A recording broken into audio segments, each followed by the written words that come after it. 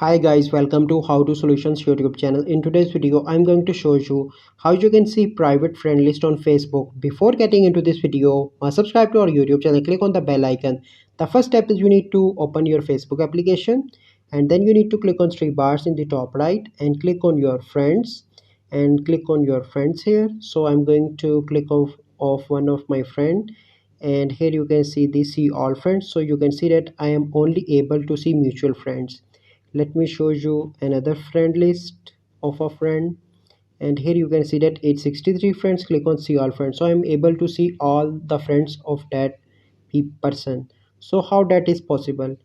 The person that is here, you can see that the privacy that person set to only me, but that my friend is privacy is not only me, so I'm able to see his friend. So you are only able to see friend of another person if that privacy is not set to only me. So this is a process by which you can see private friend list on Facebook.